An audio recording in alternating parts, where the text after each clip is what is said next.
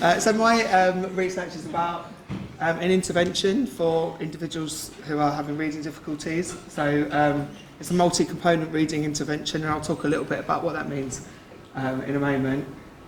These are some of the pictures that the children that were involved in the study drew. It's quite a nice sort of visual representation of some of their feelings around reading. I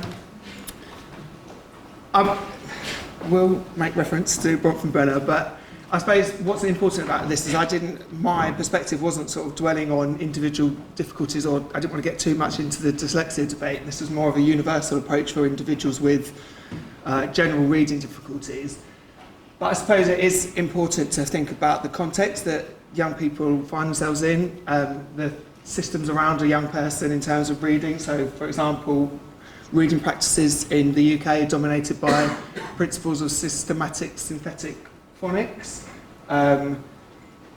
Governmental mandate, that's been sort of energised more recently. Schools have to have in place a validated phonics scheme. We know that there's information out there in mass media, interventions from government ministers about the dyslexia debate, dyslexia screening, that kind of stuff. And then, important for me anyway, and this might become more obvious later on, the sort of interactions between home and school and the messages around reading practices, and particularly with reference to reading materials.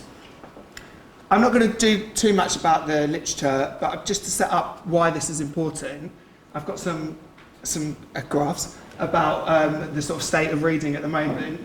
I suppose this first one is what's important about this for me, or what stands out, is that individuals that are disadvantaged are disproportionately worse off in terms of reading. So when you look at reading outcomes in year 2, and individuals with SEN, that's probably less surprising. The one for me that's the most surprising is the individuals that are from a disadvantaged background. And then thinking about the phonics screening check, we know that there's still a significant proportion of children that fail the phonics screening check at the end of year 1. And what happens then is they often go on to get more phonics instruction. So I don't know what's the definition of madness when you can continue doing something you know doesn't work. Like I said, I don't want to do too much about the literature because this is such a broad area, loads and loads of studies. But I did want to take this opportunity because I'm in a room full of TEPs and EPs to just talk about a piece of research that I think is really, really important that we should all be talking about, and really highlights why this approach is so important. So the EEF looked at some phonics programs, so Read Write Inc and Fresh Start, and this research indicated that Read Write Inc is moderately effective, that its children tend to make 1 month more progress, but Fresh Start is a phonics program that's aimed for older children who are in year 5 and 6, and this research was a really massive piece of research. Lots of participants showed that they actually made 2 months less progress. So that's really good, firm evidence that remedial approaches using phonics doesn't work. I think we can be quite confident about that, and that's a really nice thing to have up your sleeve when you're in consultation, having conversations with people about, so what are you doing? You're doing the same thing, are you? All right, okay. So that sort of sets up my research. There's lots of other approaches out there, sort of instructional approaches that are based on sort of emotional factors, morphological approaches, and then these multi-component approaches, and that's kind of the best evidence that multi-component approaches, so approaches that use lots of different things rather than just one singular approach, have the best evidence. I had lots of research questions, which is why I've got lots of data. So advice, if you collect lots of data, you're going to have lots of data, so you might not have the space to talk about it. I wanted to know whether it was effective in terms of reading ability. It was really important to me that the children's voice was part of this research, so what were the children's view of reading and of the intervention. I wanted to know about whether this was sort of generalisable, so I asked the teachers about the children's reading progress as well. And I also wanted to find out about the views of the adults who facilitated. So one of the things that was really obvious from the research literature is that there's a lot of research that assesses whether an intervention was effective, but not so much about why. So that's why this was a mixed methods study. I didn't include that bit, that's quite important. But I collected quantitative measures around reading, but I also did interviews to collect data from the adult facilitators. These are the principles of the intervention. So it's a multi-component intervention.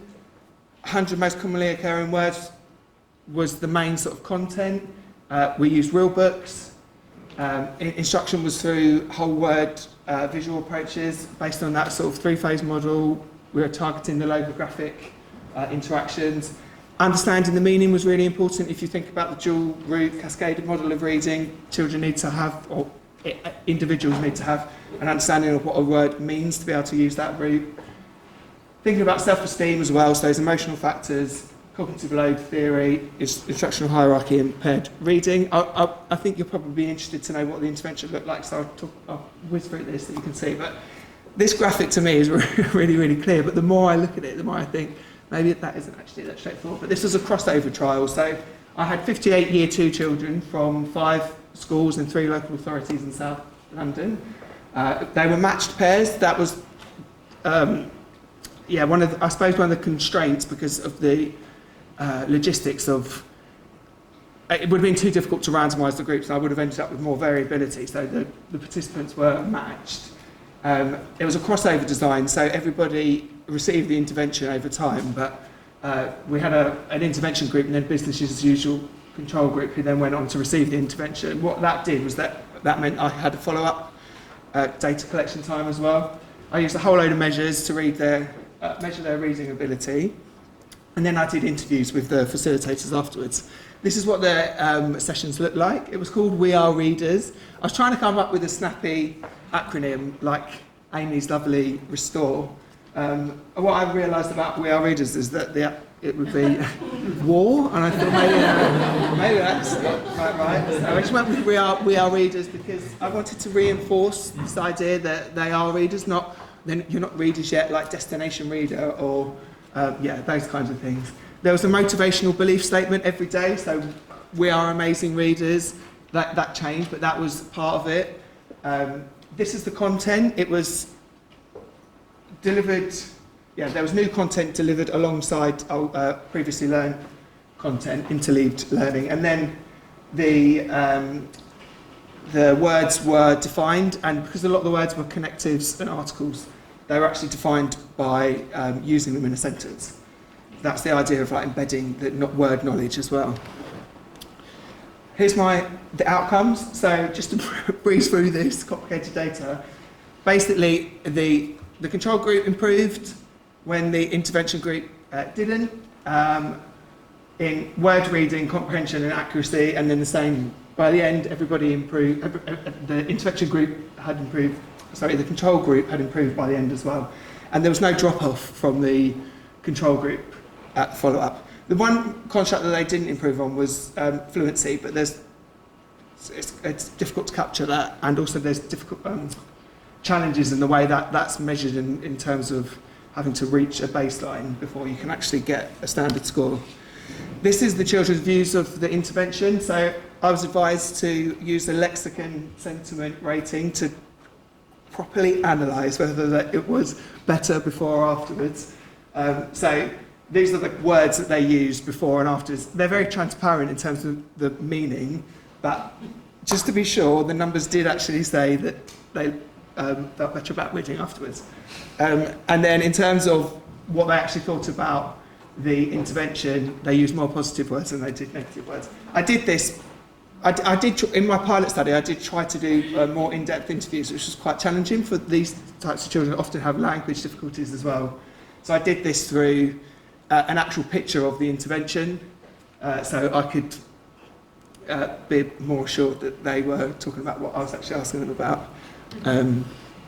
I'll just breeze past this. This is the teacher data, but similar picture as well.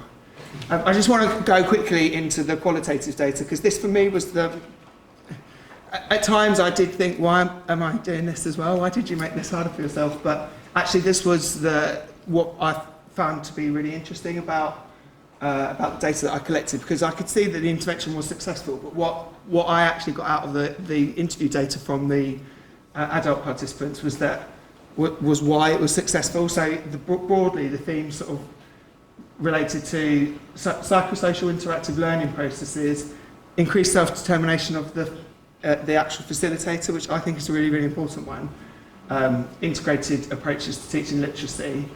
And I'll just go briefly into two of these that I think are important. So this is the one about the psychosocial interactive learning process. There was a lot of talk about holistic approaches to reading and how this intervention improved the joy of reading, how it encouraged reading resilience, because a lot of these children have been exposed to repeated experiences of failure related to reading, and then the relationships, not just between the children, but the relationships between the adult facilitator as well as the young people. We've heard a lot about relationships today.